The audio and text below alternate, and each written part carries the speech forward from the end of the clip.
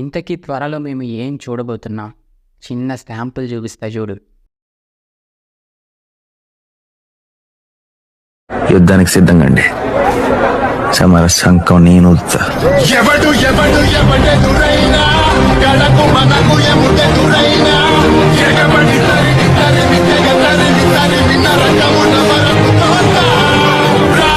జగతిని జయించుదా. Last time బెంటీ విలియమ్స్కి fight అయినప్పుడు తన షిప్ పేలిపోతుంది కదా, ఆ షిప్లోనే ఉన్న ఆల్బిడో అక్కడి నుంచి తప్పించుకుంటాడు. ఇప్పుడు ఆల్బిడో దగ్గర వాచ్ లేకపోవడం, తను ఒక నార్మల్ హ్యూమన్ అవ్వడం వల్ల తనకి ఫుడ్ డబ్బులు కావాలి కదా. అండ్ ఈ భూమి అంటే అస్సలు ఆల్బిడోకి నచ్చదు. సో ఈ భూమి నుంచి వెళ్ళిపోవడానికి తిండి కోసం ఏదైనా బిజినెస్ పెట్టి బాగా డబ్బులు సంపాదించాలని అనుకుంటాడు. ఏ బిజినెస్ పెడదామని చెప్పి థింక్ చేస్తుంటే అప్పుడే ఆన్లైన్లోని బెన్ ఐడెంటిటీ రివీల్ అయిపోయి బాగా పాపులారిటీ వచ్చేస్తుంది. ఆ పాపులారిటీని యూజ్ చేసుకొని బెంటన్ లైవ్ షోని క్రియేట్ చేద్దామని అనుకుంటాడు. దానికోసం కొన్ని ఏలియన్స్కి ఆడిషన్కి పిలిచి స్వామ్ ఫైర్, పిచ్చల్, హ్యూమంగోసర్ లాంటి ఏలియన్స్ని సెలెక్ట్ చేసుకొని కొన్ని టెక్నిక్స్ని యూజ్ చేసుకొని బెంటన్ లైవ్ షోని చేస్తూ ఉంటాడు. ఈ లైవ్ షో కూడా మంచి రెస్పాన్స్ వస్తుంది. ఆ టైంలోనే ఆ ఏలియన్స్ తోటి ఆల్బిడో మంచి ఫ్రెండ్ అయిపోతాడు. అలా వాళ్ళు లైవ్ షో చేసుకుంటూ ఒక యాడ్ వేస్తే ఆ యాడ్ బెన్ చూస్తాడు.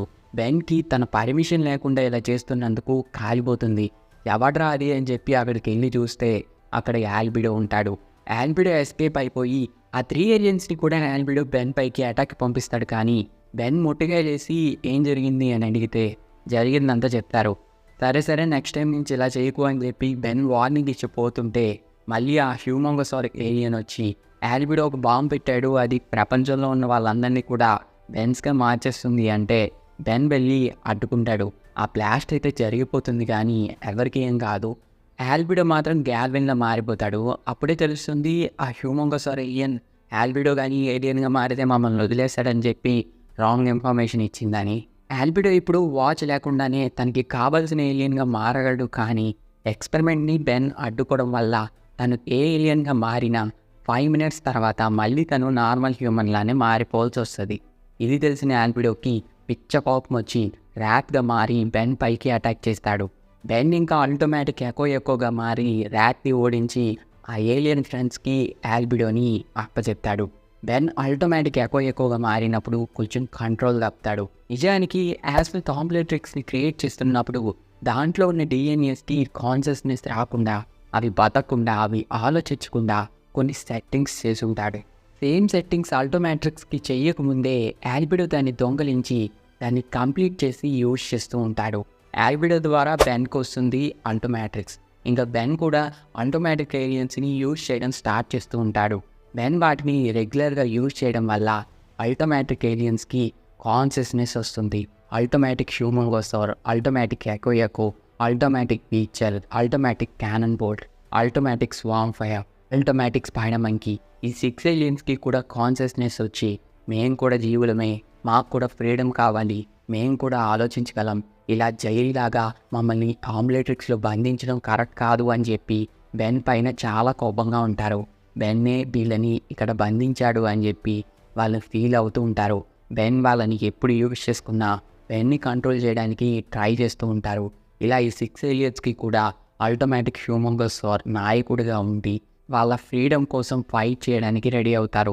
బెన్ ఎప్పుడు ఆటోమేటిక్ ఏలియన్గా మారినా బెన్ని కంట్రోల్ చేయడానికి ట్రై చేస్తూ ఉంటారు. అలానే ఇక్కడ ఆటోమేటిక్ ఎకో కూడా బెన్ని కంట్రోల్ చేయడానికి ట్రై చేస్తుంది. కానీ టైం అవుట్ అయిపోవడం వల్ల బెన్ ఎస్కేప్ అవుతాడు. ఇంకా ఆల్బిడో ఆ 3 ఏలియన్స్ ప్రేమ తట్టుకోలేక వాటిని వదిలించుకొని బెన్ పైన ఎలా అయినా రివెంజ్ తీర్చుకోవాలని చెప్పి బెన్ కోసం ఒక ప్లాన్ వేస్తాడు. దీని తర్వాత భూమి పైన చెత్త బాగా పెరిగిపోవడంతో తీసుకెళ్ళి సముద్రంలో పడేస్తూ ఉంటారు. అది అలా ఒక దీవిలా ఫామ్ అయిపోతుంది. ఆ చెత్తని మొత్తం నాశనం చేయడానికి గవర్నమెంట్ వాళ్ళు ఒక బ్యాక్టీరియా బాంబ్ని వేస్తారు. దానివల్ల ఆ చెత్తకి ప్రాణం వచ్చి దాని దగ్గరికి వచ్చిన ప్రతి షిప్ని కూడా నాశనం చేయడం మొదలెడుతుంది. దీని గురించి తెలుసుకున్న కర్నల్ రోజియం బెన్ వాళ్ళని కాంట్రాక్ట్ అయ్యి అక్కడ ఏం జరుగుతుందో చూడమని పంపిస్తారు. మనుషులు యూజ్ చేసే చెత్త ఒక దీవిలో ఫామ్ అయిపోవడం చూసి బెన్ వాళ్ళు షాక్ అయిపోతారు. ఇంకా దాని మీదకి దిగితే ఆ చెత్త వల్ల కొన్ని పక్షులు పుట్టుకొచ్చి ఉంటాయి. అవి బెన్ వాళ్ళపైకి అటాక్ చేస్తే టారోస్పిన్గా మారి వాటిని అడ్డుకుంటారు. ఇంకా ఆ దీవిలోనే కొంతమంది హ్యూమన్స్ ఉన్నారని తెలుసుకొని వాళ్ళని కాపాడదామని వెళ్తే ఆ చెత్త మాట్లాడుతుంది. ఇంకా బెన్ ఎనర్జీగా మారి వాళ్ళని కాపాడతారు. ఇంకా ఆ చెత్త దీవి మూవ్ అవుతూ ఉంటుంది. అది కూడా ఒక హ్యూమన్ లాగా మారి చెత్త కోసం హ్యూమన్స్ పైకి అటాక్ చేద్దాం అనుకుంటుంది. బాగా హైట్ అయిపోయి ఉంటుంది. సో బెన్ బేబీగా మారి దాంతో ఫైట్ చేస్తాడు.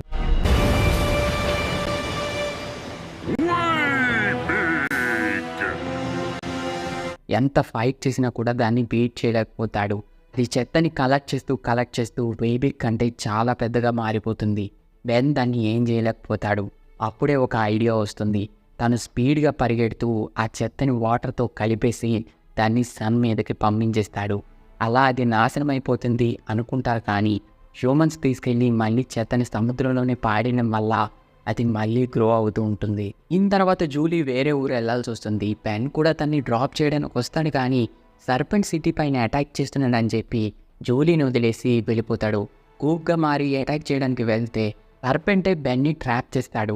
ఇంకా జూలీ ఏమో గేమ్కి వెళ్లకుండా బెన్ కోసం వచ్చేసి బెన్ని సేవ్ చేస్తుంది. బెన్ తోటి చాలా క్లోజ్గా ఉంటూ కేరింగ్ చూపిస్తూ ఉంటుంది. జూలీ బిహేవియర్ చూసి బెన్ క్వశ్చన్ చేయడానికి ట్రై చేస్తుంటే సడన్గా తనకి యాక్సిడెంట్ అవుతుంది. దీని గురించి చూద్దామని చెప్పి బెన్ చెక్ చేస్తుంటే సడన్గా లిఫ్ట్ ఆన్ అయిపోయి బెన్ మీద పడబోతుంటే జూలీ దాన్ని ఆపేస్తుంది. ఏదో తేడాగా ఉందని చెప్పి బెన్ ఏమో కెవిన్ని ఫాలో చేయమంటుంది. సో కెవిన్ ఫాలో చేస్తుంటే తన పైకి కొన్ని బిల్డింగ్ క్రియేచర్స్ వచ్చి అటాక్ చేస్తాయి. ఇంకా బెన్ ఏమో వేబిగ్గా మారి వాటిని నాశనం చేస్తాడు. కెవిన్ జూలీ బిహేవియర్ గురించి ఎక్స్ప్లెయిన్ చేస్తే బెన్ ఏమో జూలీని గుచ్చి అడగడంతో నేను జూలీని కాదు ఎలీనాని, చిప్స్ ద్వారా నేను ఎవరిలా అయినా ఇలా మారగలను, నాకు నువ్వు కావాలి, నిన్ను నేను పిచ్చిగా ప్రేమిస్తున్నాను, నీకు ఏం కావాలంటే అది చేస్తాను, నిన్ను హ్యాపీగా చూసుకుంటాను, నాతో ఉండు బెన్, నన్ను లవ్ చేయి అని చెప్పి అడుగుతుంది. చీదీనమ్మా జీవితం, నా లైఫ్లోని ఇలాంటి అమ్మాయి ఉంటే ఎంత బాగుండు.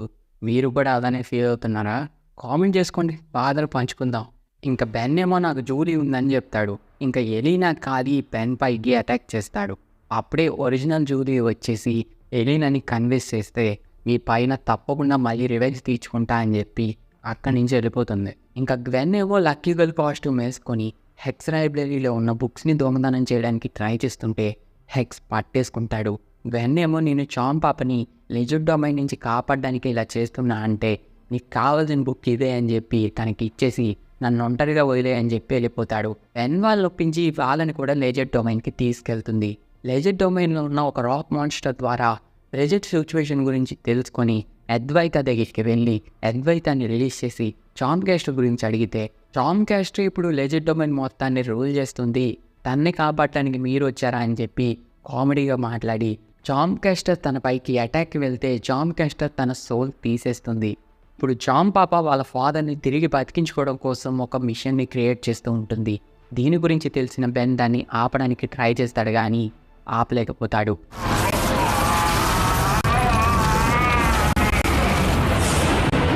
గ్వెన్ పవర్స్ని అబ్జర్వ్ చేసుకొని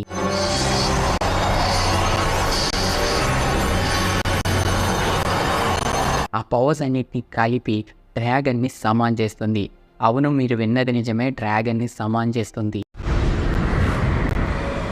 నన్ను ఎవరు పిలిచారు?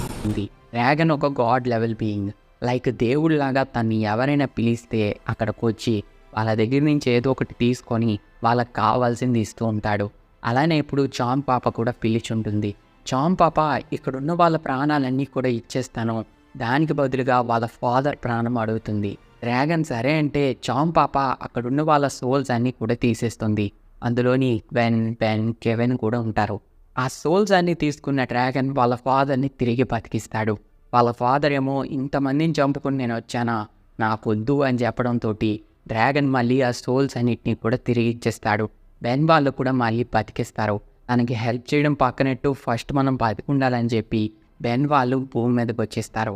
చామ్ క్యాస్టర్ ఏమో అందరూ నన్ను రిజెక్ట్ చేశారు అని చెప్పి సింగిల్గా ఫీల్ అవుతూ ఉంటుంది.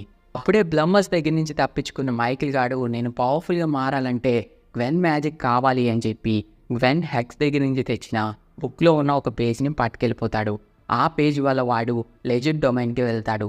లెజెండ్ డొమైన్లోని పవర్ వల్ల తను చాలా అందంగా మారిపోతాడు. అప్పటికే సింగిల్గా ఫీల్ అవుతున్న చామ్ పాప్ ఏమో వాడిని చూసి పాడిపోతుంది. మైకిల్ గాడేమో చామ్ పాప్ దగ్గర చాలా పవర్స్ ఉన్నాయి, వాటిని యూజ్ చేసుకుందాం అనుకుంటాడు. సో ఆ పవర్స్ అన్ని వాడు దక్కించుకొని బెన్ వాళ్ళపైకి అటాక్ చేయడానికి వెళ్తే కరెంట్ షాక్ వల్ల మళ్ళీ పవర్స్ పోతాయి. ఇంకా మళ్ళీ లెజర్ డొమైన్కి వెళ్ళిపోతాడు. వాడిని ఫాలో చేసుకుంటూ బెన్ వాళ్ళు వస్తారు. చామ్ క్యాస్టర్కి మైకిల్ గురించి గ్వెన్ ఎక్స్ప్లెయిన్ చేస్తుంది. చామ్ క్యాస్టర్ ఏమో మైకిల్ గారిని నా పేరేంటి అని అడిగితే వాడు చెప్పలేకపోతాడు. ఇంకా చామ్ పాపకి పిలకలు టచ్ అయిపోతే వాడిని ఉతికారేసి భూమి మీదకి తోసేస్తుంది. ఇంకా బెన్ వాళ్ళు ఒక రౌండ్ వేసి బ్లమ్మర్స్ జైల్లో పడేస్తారు. మళ్ళీ ఆ జైలు నుంచే తప్పించుకున్న ఒక రోబోతోటి బెన్ వాళ్ళు ఫైట్ చేస్తుంటే బెన్ ఆటోమేటిక్ హ్యూమంగోసార్గా మారతాడు. అలా మారినప్పుడు ఆటోమేటిక్ హ్యూమంగోసార్ బెన్ని కంట్రోల్ చేయడం మొదలెడుతుంది. ఆ రోబోట్ని ఫుల్గా ఉతికారేసి బెన్ ఇంకా కెవిన్ పైన కూడా అటాక్ చేస్తుంది. బెన్ ఇలా ఎందుకు బిహేవ్ చేస్తున్నాడో ఏమీ అర్థం కాదు. అప్పుడే గ్వెన్ తన మ్యాజిక్ తోటి బెన్ని నార్మల్గా మారుస్తుంది, కానీ బెన్ తనపైన తనే అటాక్ చేసుకుంటూ ఉంటాడు. అపరిచితుల్లోని విక్రమ్ లెవెల్ పర్ఫార్మెన్స్ ఇస్తాడు. అప్పుడే తెలుస్తుంది బెన్ వాచ్లో ఉన్న ఆటోమేటిక్ హ్యూమంగోసార్ బెన్ బాడీని కంట్రోల్ చేయడానికి ట్రై చేస్తుంది అని. బెన్ మ్యాజిక్ ద్వారా వాళ్ళు ఆటోమేటిక్స్లోకి వెళ్ళిపోతారు. ఇంకా బెన్ని కాపాడడానికి గ్వెన్ ఏమో యాస్ట్రల్ ఫామ్ ద్వారా ఆటోమేటిక్స్లోకి వెళ్తుంది. ఇంకా ఆటోమేటిక్స్లోకి వెళ్ళిన బెన్ని ఆ 6 ఏలియన్స్ కూడా పట్టుకొని వాళ్ళ సిచ్యువేషన్ని ఎక్స్ప్లెయిన్ చేసి, నీ వల్లే మేము ఇక్కడ ఉన్నాము, నువ్వే మమ్మల్ని ఇక్కడ బంధించావు, మేము రిలీజ్ కావాలి అంటే, ఫ్రీడమ్ పొందాలి అంటే నువ్వు చచ్చిపోవాలి అని చెప్పి బెన్ని నిప్పుల్లో వేసేద్దాం అనుకుంటే గ్వెన్ వచ్చి ఆపుతుంది. అప్పుడే బెన్ వెయిబిగ్గా మారి వాటిపైకి అటాక్ చేస్తే అవి పారిపోతాయి.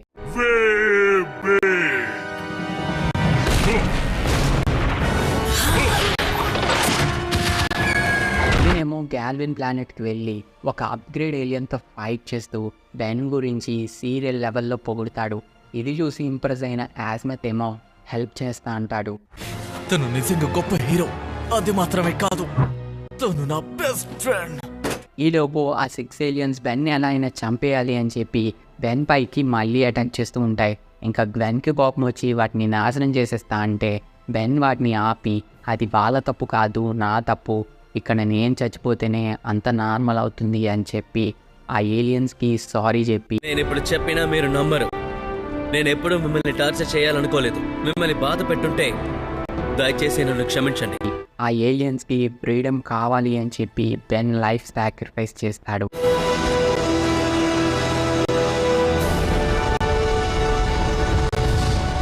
ఇది గమనించిన ఆటోమేటిక్ ఏఐ సిస్టమ్ ఆటోమేటిక్స్ని రీసెట్ చేస్తుంది. అందువల్ల బెన్కి మాత్రమే కాకుండా ఆ 6 ఏలియన్స్కి కూడా ఏం కాదు. ఇంకా యాస్మత్ వచ్చి వాళ్ళందరినీ విడిపించి ఆటోమేటిక్స్ని బాగు చేసి బెన్ని మెచ్చుకుంటాడు. నువ్వు చేసిన త్యాగం వల్ల ఈ 6 ఏలియన్స్ కూడా బతికాయి, చాలా గ్రేట్ అని చెప్పి అప్రిషియేట్ చేస్తాడు. మళ్ళీ ఆటోమేటిక్స్ని నార్మల్గానే యూజ్ చేసుకోవచ్చు, మళ్ళీ ఏ ఏలియన్కి కూడా ప్రాణం రాదు అని చెప్తాడు. ఇంకా బతికి ఉన్న 6 ఏలియన్స్కి కూడా మీకు ఫ్రీడమ్ దొరుకుతుంది, మీరు ఫ్రీగా బతకడానికి ఒక ప్లానెట్ని నేను చూపిస్తా అని చెప్పి వాళ్ళని ప్రైమస్ ప్లానెట్ పైకి తీసుకెళ్తాడు. ఆ 6 ఏలియన్స్ కూడా ప్రైమస్ ప్లానెట్లోని బతుకుతూ ఉంటాయి. ఇంకా యాస్మత్ బాగా మెచ్చేసుకోవడం వల్ల బెన్ వెళ్ళి సమ్మగా స్లీప్ వేస్తాడు. అప్పుడే తన పైకి ఒక ఏలియన్ అటాక్ చేస్తే బెన్ ఎనర్జీగా మారి తప్పించుకుంటాడు. తన రూమ్లోని డియన్ ఏలియన్ ఉంటుంది. మా పేరెంట్స్ని ఏం చేస్తావని చెప్పి బెన్ 4 ఆర్మ్స్గా మారి అటాక్ చేస్తే మళ్ళీ విల్గాక్స్ వస్తాడు. గోపుగాను స్పైడర్మన్కి గాను మారితే విల్గాక్స్ ఎగరేసి మరీ కొడతాడు. విల్గాక్స్ నుంచి తప్పించుకొని కెవిన్ షెడ్కి వస్తే కెవిన్ షెడ్లోని యాగ్రిగోర్ ఉంటాడు. నువ్వెలా 45 నుంచి తప్పించుకున్నామని చెప్పి లోడ్ షార్గా మారి అటాక్ చేసి అక్కడి నుంచి తప్పించుకొని జూలీ దగ్గరకు వస్తే జూలీ ఏమో షిప్ ద్వారా బెన్ పైకి అటాక్ చేస్తుంది. జూలీ అయితే నాతో ఎప్పుడు ఇలా బిహేవ్ చేయదని చెప్పి జూలీ పైన అటాక్ చేసి వెన్ని వెతుక్కుంటూ వెళ్తే హెక్స్ అటాక్ చేయడానికి ట్రై చేస్తాడు. బెన్ నార్మల్గానే అటాక్ చేస్తే తను మాయమైపోతాడు. అప్పుడే గ్వెన్ ఇంకా కెవిన్ వచ్చి ఆటోమేటిక్స్ని మనీ అడుగుతారు. బెన్ ఏమో ఎవన్ అంటాడు. అప్పుడే కెవిన్ ఆటోమేటిక్స్ని అబ్జర్వ్ చేసుకొని ఆటోమేటిక్ కెవిన్గా మారిపోతాడు. గ్వెన్ ఏమో ఎనడైట్ ఫామ్లోకి మారిపోయి బెన్ పైకి అటాక్ చేయకుండా ఆటోమేటిక్స్ని ఇచ్చే అని అడుగుతుంటే బెన్కి అర్థమైపోతుంది ఇది ఒక కళ, ఇది ఆల్బిడో గాడు క్రియేట్ చేస్తున్నాడు అని. ఆల్బిడో బెన్కి భయంకరమైన డ్రీమ్స్ వచ్చేలాగా చేసి తన ఆటోమేటిక్స్ని దుబ్బేసి తన్ని ఓడిద్దామని అనుకుంటాడు. కాకపోతే బెన్కి మ్యాటర్ అంతా అర్థమైపోవడం వల్ల కళలో కూడా ఆల్బిడో బెన్ని డిఫీట్ చేయలేకపోతాడు. ఇంకా బెన్కి ఇంకొక క్రియేచర్ని తగిలిద్దాం అనుకుంటే అది ఆల్బిడో పైన పడుతుంది. ఆల్బిడో తన పైన అల్టిమేటిక్ ఏలియన్స్ అన్నీ కూడా అటాక్ చేస్తున్నట్టు కలగంటాడు. ఇంకా బెన్ వాళ్ళు గాల్వెన్ డాక్టర్కి కాల్ చేసి దాన్ని తీయించి ఇంకా బ్లమ్మర్స్ జైల్లో పడేస్తారు. బెన్ వాళ్ళు సరదాగా స్మూతీస్ తాగడానికి వెళ్తుంటే అప్పుడే ప్రొఫెసర్ పారాడాక్స్ వస్తాడు. బెన్ ఏమో రాబయ్య పారాడాక్స్, నువ్వు తప్పించి అందరూ కనిపించారు ఈరోజు అని చెప్తే, జోక్ లేయడానికి ఇది టైం కాదు, త్వరలో మీరు ఒక యుద్ధాన్ని చూడబోతున్నారు. ఆ యుద్ధంలోని నువ్వు ఎట్టి పరిస్థితుల్లో ఏలియన్ ఎక్స్ని యూజ్ చేయొద్దు. మీరు త్వరలో మీ జీవితంలో కురుక్షేత్రాన్ని చూడబోతున్నారు. ఇంతకీ త్వరలో మేము ఏం చూడబోతున్నాం? చిన్న శాంపుల్ చూపిస్తా చూడు. యుద్ధానికి సిద్ధంగా అండి. సమర శంఖం నేను ఊదుతా. ఎవడు ఎవడు ఎవడెదురైనా గడకు మనకు ఎముడెదురైనా